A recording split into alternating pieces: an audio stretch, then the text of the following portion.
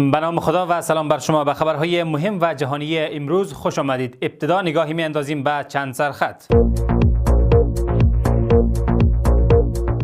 احتمال خروج خامنه‌ای از ایران در پی اعتراضات. منابع نزدیک به حاکمیت ایران همواره هر گونه گمانه‌زنی درباره خروج خامنه‌ای را بخشی از پروپاگاندای رسانه‌های مخالف دانستند.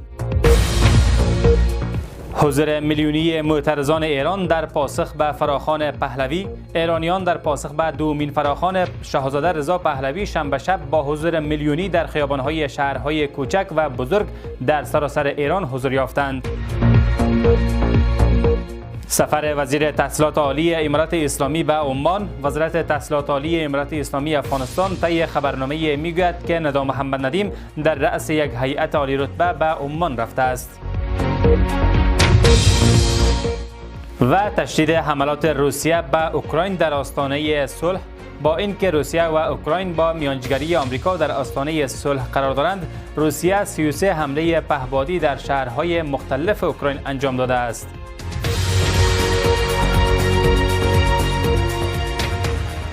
تفصیلات اخبار. در پی تشدید ناآرامی‌های داخلی و اعتراضات سراسری در ایران، افزایش فشارهای بین‌المللی و گمانه‌زنی‌ها درباره آینده ساختار قدرت در ایران، برخی تحلیلگران و کاربران شبکه‌های اجتماعی این پرسش را مطرح می‌کنند که آیا احتمال خروج یا فرار آیت الله علی خامنه‌ای رهبر جمهوری اسلامی ایران از کشور وجود دارد یا خیر؟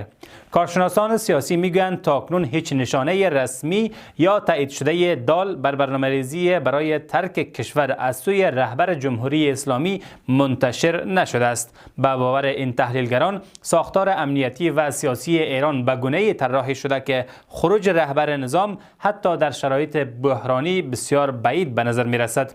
از سوی دیگر، منابع نزدیک به حاکمیت ایران همواره هر گونه گمانه‌زنی در این باره را رد کرده و آن را بخشی از پروپاگاندای رسانه‌های مخالف دانستند. این منابع تاکید دارند که رهبر جمهوری اسلامی در گذشته نیز در شرایط بحرانی کشور را ترک نکرده و بر ادامه اداره امور از داخل ایران تاکید داشته است.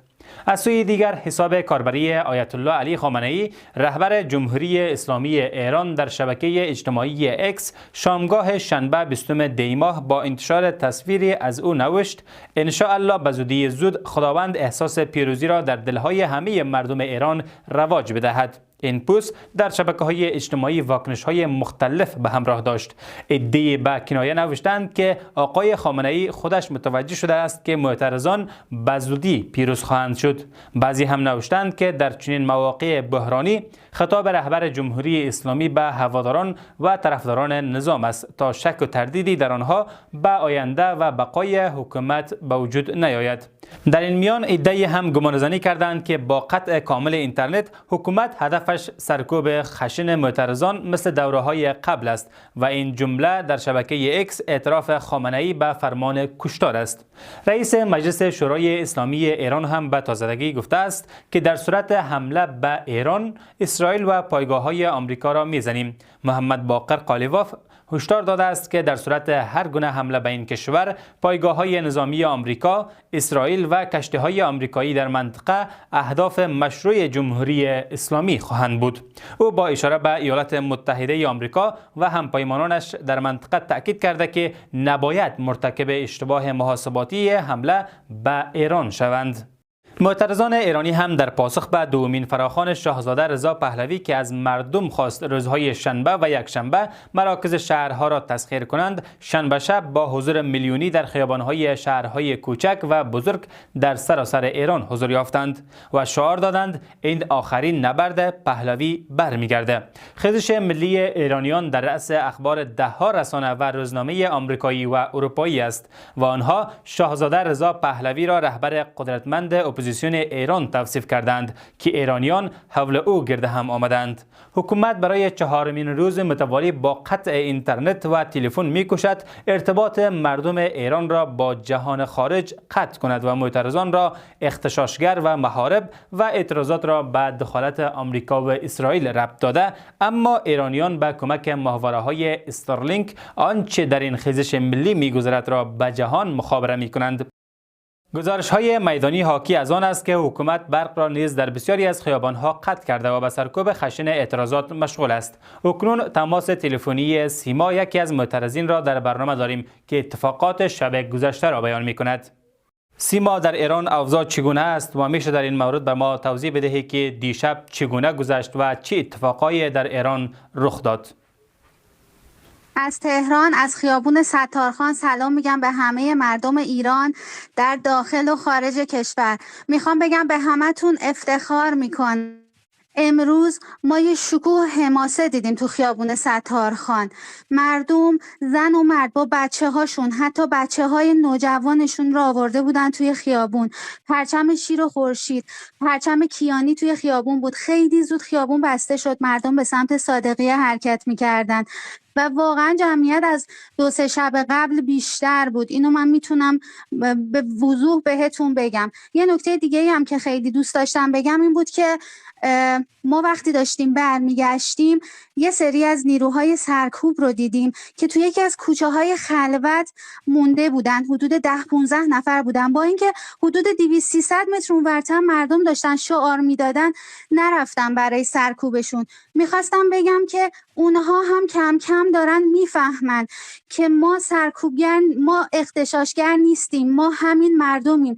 ما داریم درد خودشون رو هم فریاد میزنیم و اونایی که کشته شدن تروریست نبودن، آدمای عادی هن. تو رشت پسر یک میوه فروش دوره‌گرد کشته شده، کسی که آینده‌ای برای خودش نمیدیده و رفته تو خیابون و فقط فریاد زده، حقشو خواسته که بتونه تو مملکت خودش زندگی کنه. جوابش گلوله جنگی نبوده، جوابش متلاشی شدن سرش نبوده. من نمیخوام ترسو بگم بین مردم اشاعه بدم. مردم ما شجاع هستن. شجاعتی که من دارم میبینم وقتی که صدای تیرا میاد میرن توی کوچه ها، ولی دوباره برمیگردن مردم به خیابون و خیابون رو اشغال میکنن. میخوام بگم که واقعا مردم الان دارن حماسه سازی میکنن. همزمان دونالد ترامپ رئیس جمهوری آمریکا بار دیگر در پیامی شفاف گفته است که ایران بیش از هر زمان دیگری در آستانه آزادی است و آمریکا آماده کمک است. در آمریکا علاوه بر دولت ترامپ، اعضای مجلس نمایندگان و سنا نیز حمایت قاطع خود را از مردم ایران در برابر حکومت نشان دادند. در اروپا، کانادا و استرالیا نیز بسیاری از مقامات و رهبران اعلام کردند که در کنار مردم ایران ایستاده‌اند. قطع پروازهای بین المللی به ایران از جمله خطوط هواپیمایی ترکش، قطر، امارات و فلای دبی همزمان با گزارش‌های درباره آمادگی آمریکا برای اقدام عملی در کمک به مردم ایران، گمانه‌زنی‌ها درباره احتمال تحول سریع شرایط در ایران را افزایش داده است. خیزش ملی ایرانیان به رغم سرکوب برای 15مین روز متوالی ادامه دارد. از سوی هم شاهزاده رضا پهلوی در پیامی که در ساعات اولیه صبح یکشنبه منتشر شد، بار دیگر بر فراخوان خود برای 6 عصر تاکید کرد و گفت مردم با حضور گسترده و شجاعانه در خیابان‌های سراسر ایران دستگاه سرکوب خامنه‌ای و رژیمش را ضعیف‌تر کردند. شاهزاده رضا پهلوی به مردم در داخل ایران گفت که ایرانیان در سراسر جهان نیز در حال فریاد زدن صدای مردم ایران هستند و دونالد ترامپ رئیس جمهوری آمریکا نیز شجاعت و شدنی مردم را دیده و برای کمک اعلام آمادگی کرده است. شاهزاده رضا پهلوی از مردم خواست خیابانها را رها نکنند و گفت قلب و روح من با شماست و به زودی در کنارتان خواهم بود. وال استریت ژورنال هم به نقل از مقامات آمریکایی می نویسد که مسئولان دولت ترامپ گفتگوهای مقدماتی درباره چگونگی انجام حمله به ایران در صورت لزوم برای عملی کردن تهدیدهای ترامپ انجام دادند. یکی از گزینه‌های در حال بررسی یک کارزار گسترده حملات هوایی علیه چندین هدف نظامی جمهوری اسلامی است. یکی دیگر از مقام‌ها گفت که هنوز بر سر مسیر اقدام اجماع وجود ندارد و تجهیزات یا نیروی نظامی برای آماده یک حمله جابجا نشده است. این مقام‌ها تاکید کردند که این گفتگوها بخشی از برنامه‌ریزی‌های معمول است و نشانه‌ای از حمله قریب الوقوع وجود ندارد. با این حال برخی تحلیلگران می‌گویند درز این اطلاعات بر رسانه‌های آمریکایی می‌تواند نشان دهنده در جریان بودن برنامه‌ریزی‌ها و هماهنگی‌ها با متحدان باشد. اما خبرگزاری رویترز صبح یکشنبه 21 دی ماه به نقل از 3 منبع آگاه اسرائیلی نوشت در حالی که جمهوری اسلامی با بزرگترین موج اعتراضات مواجه است و همزمان با افزایش احتمال اقدام نظامی آمریکا، اسرائیل در حالت آماده باش کامل قرار دارد. با گزارش رویترز، این سه منبع آگاه در جلسات مشاوره امنیتی اسرائیل در روزهای آخر هفته حضور داشتند. یکی از این منابع به رویترز گفته است که بنیامین نتانیاهو و مارکو روبیو روز شنبه در تماس تلفنی درباره احتمال دخالت نظامی آمریکا در ایران صحبت کردند.